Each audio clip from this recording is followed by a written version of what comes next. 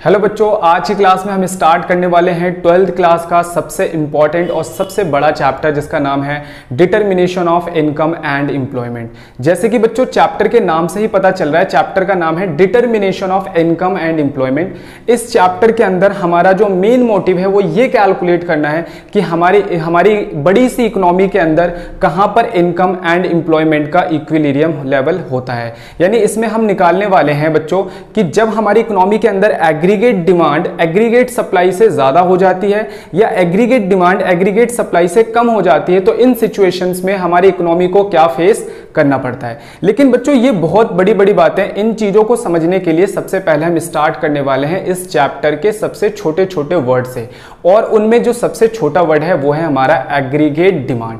तो आइए आज की क्लास में मैं आपको पूरा समझाने वाला हूं एग्रीगेट डिमांड क्या होते हैं, इसके कंपोनेंट क्या होते हैं, इसका शेड्यूल क्या होता है, इसके डायग्राम को हम समझेंगे और इसकी ऑब्जर्वेशन भी करने वाले हैं। तो स्टार्ट करते हैं एग्रीगेट डिमांड। सबसे first topic meaning of aggregate demand. तो कह रहा है एग्रीगेट डिमांड की डेफिनेशन में aggregate demand refer to the total demand. ये टोटल डिमांड है इकोनॉमी की, किसके लिए?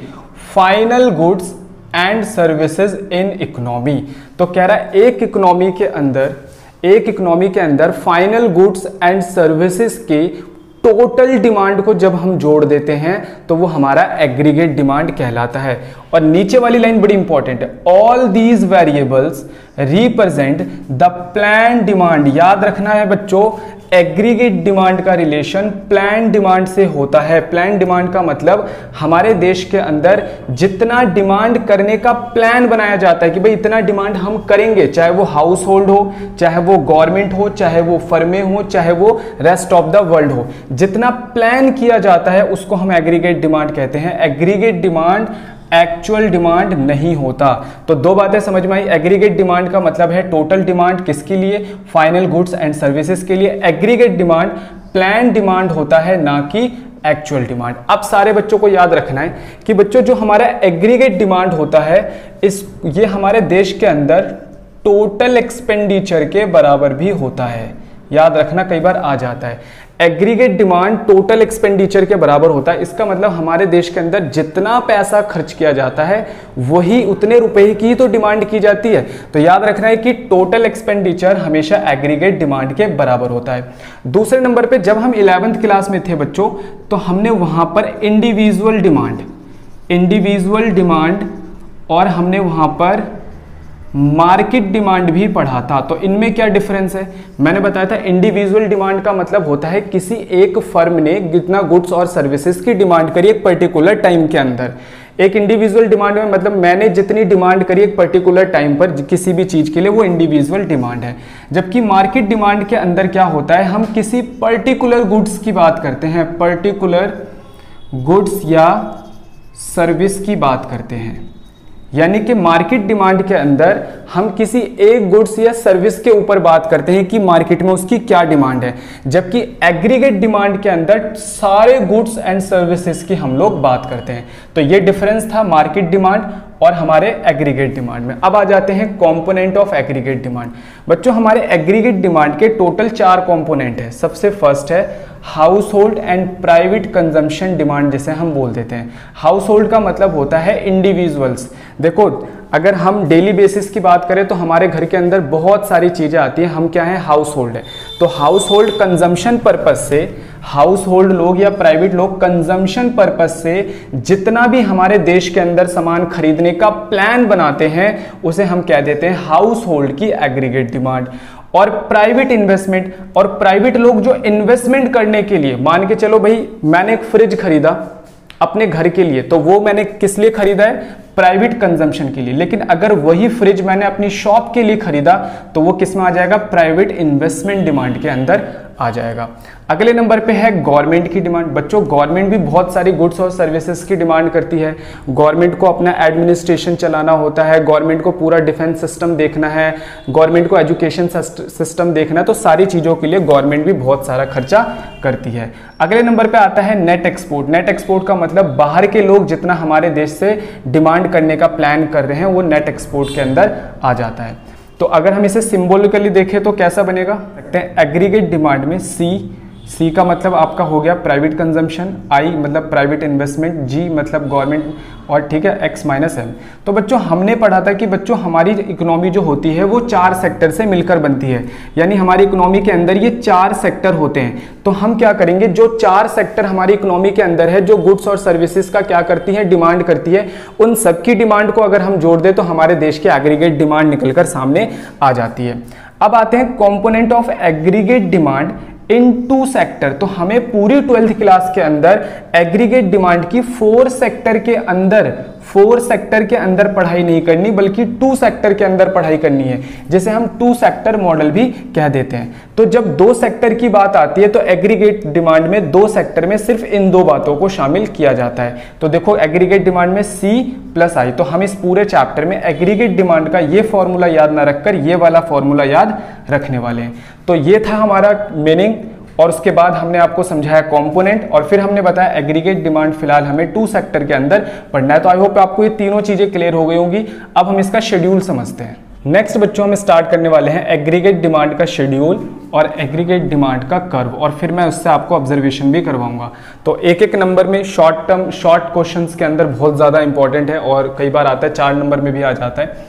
तो ध्यान से समझना, सबसे पहला कॉलम जो मैंने बनाया है वो है हमारा इनकम का, नेशनल इनकम का, उसके बाद है हमारा कंजम्पशन, उसके बाद हमारा इन्वेस्टमेंट, और उसके बाद हमारा एग्रीगेट डिमांड। तो मैंने आपको बताया था एग्रीगेट डिमांड के दो कंपोनेंट यहाँ पे लेने हैं, क्योंकि हम इसको आप किस में पढ़ने के लिए जा रहे हैं, 2 सेक्टर इकोनॉमी के अंदर पढ़ने के लिए जा रहे हैं। तो एग्रीगेट डिमांड का फॉर्मूला है सी प्लस आई। अब ध्यान से समझो, वाई मैंने लिखा, इनकम का लेवल में बढ़ाते हुए जा रहा हूँ, 0 है, फिर 50 है, ये सारा करोड़ के अंदर है, और फिर 100 है, फिर 200 है, 300, 400, 500। तो मैंने इनकम को क्या कर दिया बच्चों, बढ़ाते हुए लेकर गया हूं। फिर मैं अब आता हूं कंजम्पशन पे। देखो अगर आप कंजम्पशन को देखोगे तो वो भी बढ़ रहा है। ये बिल्कुल लॉजिकल सी बात है कि बच्चों जैसे जैसे हमारी इनकम बढ़ती है, अब मैं अगर एक इंडिविजुअल पे ही इसका एग्जाम्पल लेता हूं, तो अगर बच्चों मेरी इनकम बढ़ेगी तो कहीं ना कहीं मेरा खर्चा भी बढ़ेगा, यानी मेरा कंजम्पशन भी बढ़ने लगेगा, मैं अपनी जरूरतों को क्या करने लग जाऊंगा, बढ़ाने लग जाऊंगा। तो सेम यही कंसेप्ट हमारी इकोनॉमी के ऊपर भी लागू होता है। हमारी इकोनॉमी में भी जब इनकम का लेवल बढ़ने लगता है तो इकोनॉमी के अंदर गुड्स और सर्विसेज की परचेजिंग पावर भी क्या होने लगती है, बढ़ने लगती है, जिससे एग्रीगेट डिमांड ऊपर जाने लगता है।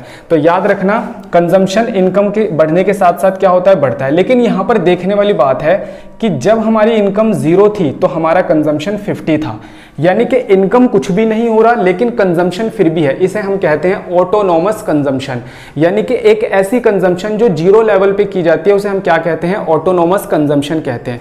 देखो सर्वाइव करने के लिए चाहे इनकम हो, अगर मान के चलिए हमारे देश के अंदर जैसे कोरोना वायरस की वजह से जब लॉकडाउन लगा तो हमारे देश के अंदर बहुत सारे लोगों का काम बंद हो गया, सारी फैक्ट्रियां बंद हो गई, कारखाने बंद हो गए।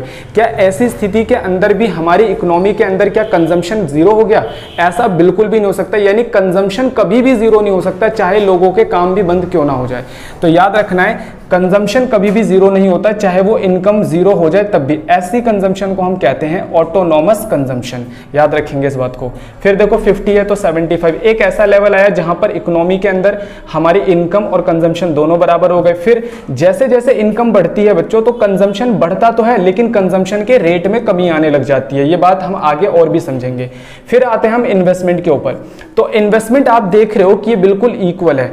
देखो इसके पीछे 2 रीजन है। जो हमारे सबसे बड़े इकोनॉमिस्ट थे उन्होंने बोला, केन्स ने, जिनको हम मॉडर्न इकोनॉमिस्ट भी कहते हैं, उन्होंने बोला कि भाई शॉर्ट टर्म के अंदर आप इन्वेस्टमेंट को आसानी से चेंज नहीं कर सकते, यानी इन्वेस्टमेंट कैसा रहता है, बिल्कुल इक्वल रहता है इनकम के हर एक लेवल पे।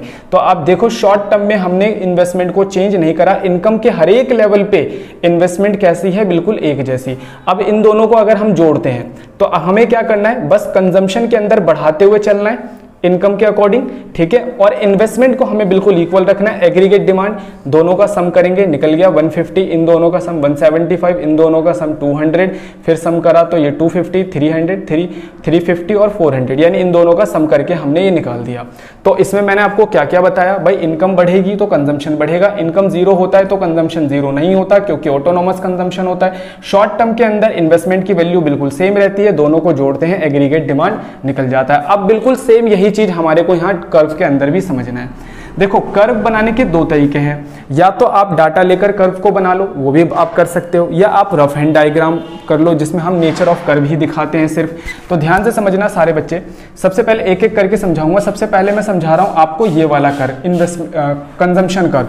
तो देखो कंजम्पशन में क्या था, इनकम बढ़ने के साथ साथ कंजम्पशन क्या होता है, बढ़ता चला जाता है, और कंजम्पशन कभी भी जीरो नहीं होता। तो ये देखो कंजम्पशन को मैंने जीरो से स्टार्ट नहीं करा, ऊपर से स्टार्ट करा है, ठीक है।